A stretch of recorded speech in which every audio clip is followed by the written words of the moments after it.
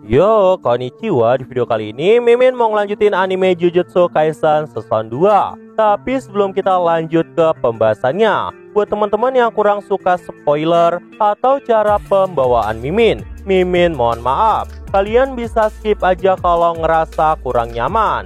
Dan buat yang masih stay, Mimin ucapin makasih. Yaudah, nggak usah lama-lama, kita langsung aja yuk gas videonya. Shin pun kemudian menampilkan para gagak yang telah diturunkan sebagai pengintai dari Mei Mei. Namun di sisi lain, Yuji yang gak mengerti apa yang dilakukan Mei Mei itu pun berkata, apa yang sebenarnya dia lakukan? Kita nggak punya waktu untuk itu.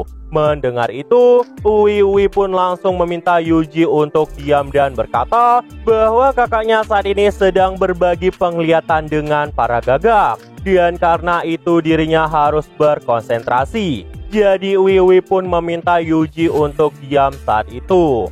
Mendengar itu, Mei Mei pun berkata bahwa dirinya nggak keberatan mereka mau bicara. Namun sesuatu yang sangat mengejutkan terjadi. Tiba-tiba, salah satu penglihatan gagak dari Mei Mei pun terbunuh. Mei Mei pun kemudian berkata kepada Yuji Itadori, "Hei Itadori, kurang lebih aku sudah paham situasinya. Apakah kau memilih untuk membunuh sekelompok manusia mutan yang lemah atau memusnahkan satu arwah kutukan yang kuat? Tapi aku sudah menduga kau pasti akan memilih yang nomor 2. Para manusia mutan berkeliaran dan menyerang para penduduk di B4F.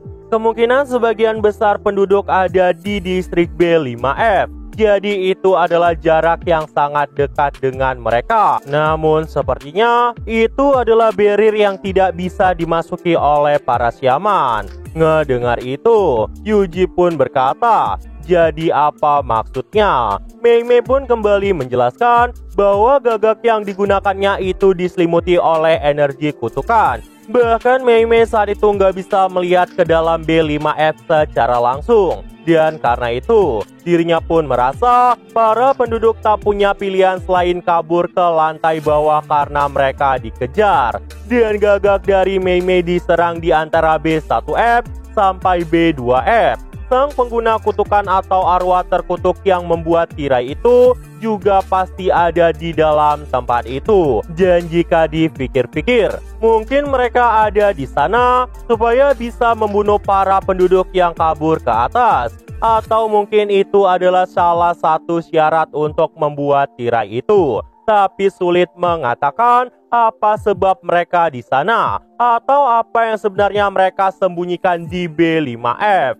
Mendengar itu, Itadori Yuji pun berkata, apakah dia ada di sana? Orang itu. Orang yang dimaksudkan oleh Yuji tidak lain adalah Mahito. Mei Mei pun kembali berkata, aku tidak bisa bilang. Gagak itu dibunuh sebelum aku bisa melihat orang dengan wajah dijahit itu. Tapi dia pasti ada di sana. Karena kita bisa melihat banyak manusia mutan di tempat itu. Tapi jika kita berpencar mencarinya itu akan jadi ide yang buruk. Namun jika kita terlalu berhati-hati, semua orang di B4F bisa terbunuh. Kita harus menggunakan pintu masuk ke-7 untuk langsung menuju ke B4F dan menyelamatkan para penduduk.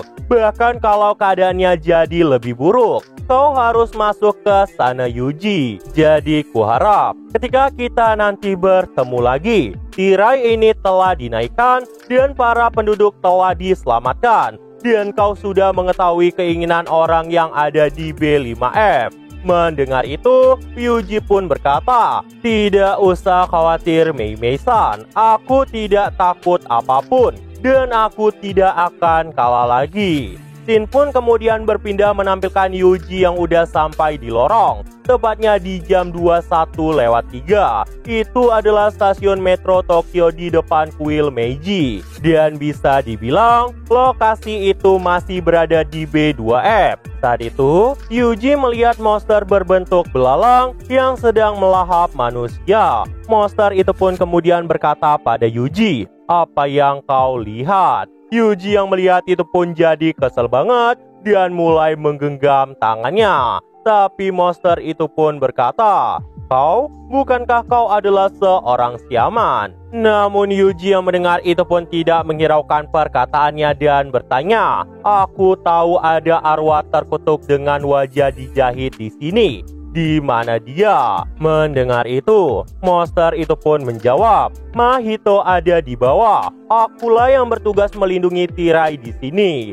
Mendengar nama dari orang itu ternyata adalah Mahito, Yuji agak terkejut. Dan di sini Yuji mengingat perkataan dari Gojo Satoru. Teknik perisai memang sangat sulit. Ada banyak orang yang tak bisa melakukan walaupun mereka itu kuat. Yuji yang sedang memikirkan sesuatu itu pun tiba-tiba mengingat perkataan dari monster itu bahwa dirinya lah yang melindungi tirai di sini. Itu berarti monster itu bukanlah orang yang membuat tirai ini. Dan karena itu, Yuji yang gak mau mikir ribet-ribet itu pun berniat untuk menghancurkan tirai penghalang di tempat itu. Namun tiba-tiba, monster itu pun jadi kesel banget dan berkata, apakah kau tahu, ketika manusia berubah bentuk, rasa mereka jadi tidak enak. Aku ini pintar jadi aku tahu hal itu. Dan karena itulah aku berniat untuk memakan mereka. Yuji yang mendengar itu pun langsung melancarkan serangan tepat ke arah monster itu yang membuat dirinya itu pun sampai terpental. Gak cukup di situ aja, Yuji pun saat itu terus melesat untuk membantai monster itu sambil berkata, dasar kalian sialan, kalian semua hanyalah sampah, jadi berhentilah merendahkan manusia. Monster yang diajar habis-habisan oleh Yuji itu pun kembali berkata, kau ini ternyata bodoh. Aku yakin kau bahkan gak tahu kutukan jenis apa aku ini. Mereka yang tidak pintar pasti akan mati duluan di hadapanku. Dan saat itu berubahlah wujud dari monster belalang itu dengan sangat menyeramkan. Namun Yuji berkata, kutukan apa maksudmu? Kau kan adalah kutukan belalang, bukankah begitu? Belalang monster yang mendengar itu pun kaget banget dan berkata di dalam hati, orang ini ternyata memang pintar. Astaga, kalau kayak gitu aja semua orang pasti bisa nebak. Kayaknya monster yang dihadapi oleh Yuji adalah monster goblok yang pura-pura pintar. Nah jadi itu aja untuk chapter kali ini. Dan tunggu chapter selanjutnya. Dan see you!